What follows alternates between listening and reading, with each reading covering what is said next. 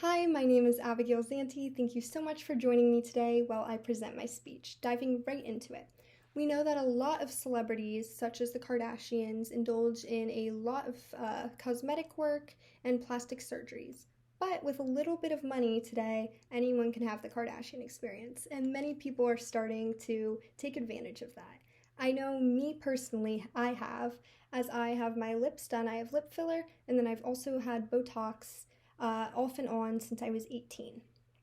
That brings us to our topic for today, which is going to be the growing prevalence of facial filler and how it's becoming more and more normalized in today's society.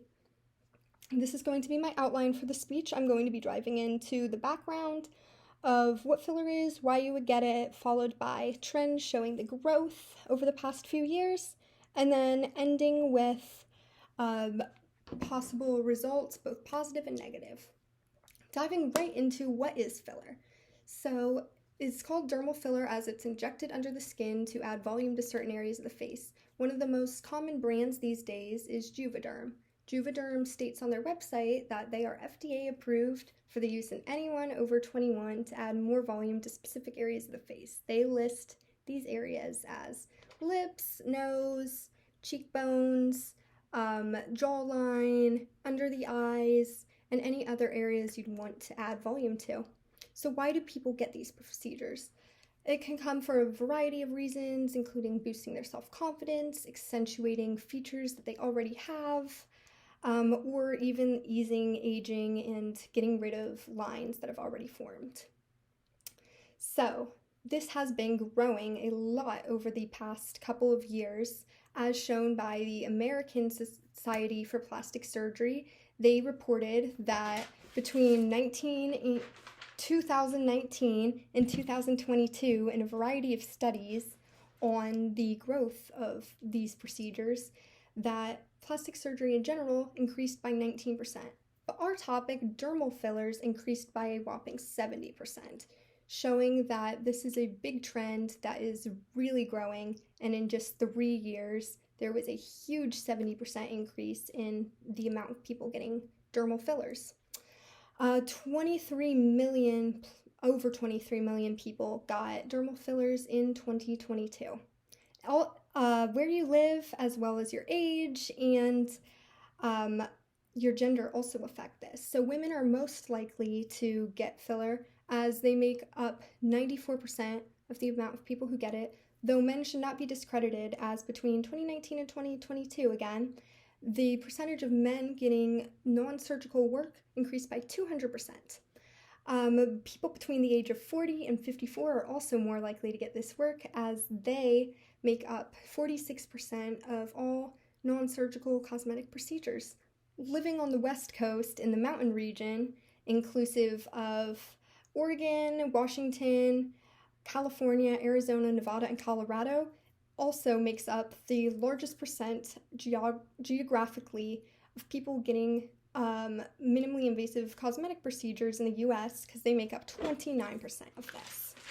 Moving on to the positive effects. As I discussed earlier, of course, people have goals going into getting these procedures done.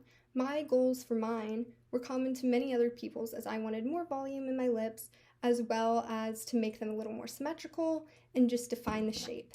I have a photo, actually, of when I first was going to get this procedure. Before I went in, this was what my lips looked like for comparison. So you can see that it was a little more uneven on this side. The procedure was able to even out my lips as well as add a lot of volume and fullness to them. So it was successful in that degree.